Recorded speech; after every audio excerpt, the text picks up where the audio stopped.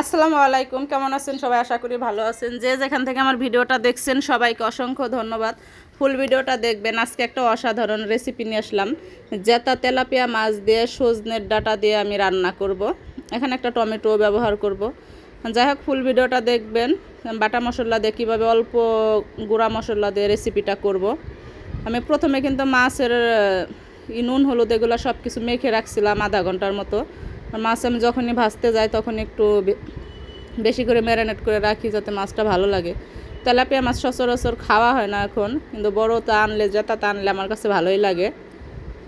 যাই হোক, আমি শসা দিয়ে রান্না করতে চেয়েছিলাম যেহেতু গরমের দিন। পরে ভাব যে না, সজনের ডাঁটা রয়েছে সেগুলো দিয়ে রান্না করব। শসাগুলো কেটে পরে ছেলেকে দিয়ে দিছি খেতে। শসাগুলো আর রান্না করিনি।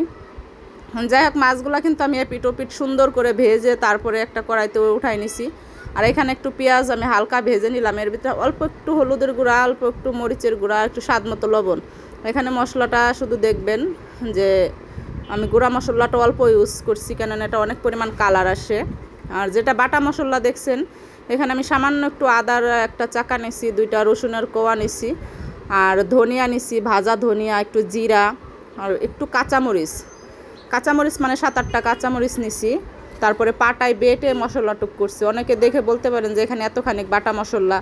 আসলে কাঁচামরিচ সব কিছু যদি 4-5 পদের মিলিয়ে যদি একটা বাটা মশলা করা হয় একটু বেশি হবেই, তাই না? যাই হোক, আমি কিন্তু তারপরে মশলাটা কষি ওর ভিতরে কিন্তু দিয়ে দিছি সব সজনে ডাঁটা। তারপরে সেদ্ধ হওয়ার পরে একটু আবারও কিন্তু কাঁচামরিচ দিছি। এর আগেও কিন্তু 4-5টা আমি আস্তে আস্তে দিয়ে দিছি একটু চিড়ে। আমি কাঁচামরিচের ঝাল দিয়েই রান্না করব। সবাই হয়তো দেখতে পাচ্ছেন প্রথমে কিন্তু আমি মরিচের গুঁড়ো অল্প দিছি শুধু কালার আসার জন্য। আর যেহেতু টমেটো দিছি এটার জন্য কালারটা আরেকটু সুন্দর আসবে।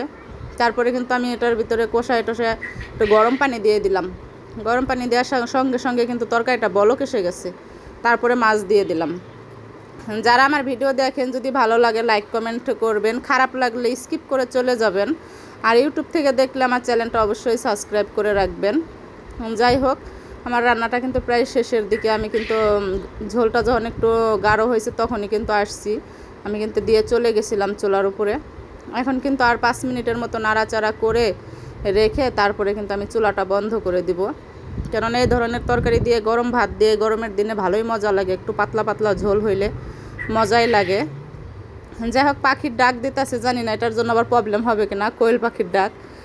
আর সেদিনকে এরকম পাখির ডাক হইলো, বুঝলাম না লাইভের ভিতরে কিসের জন্য ফ্ল্যাগ কন্টেন্ট আসলো। যাই হোক, রান্নাটা কিন্তু আমার শেষ হয়ে গেছে। ভালো থাকবেন সবাই।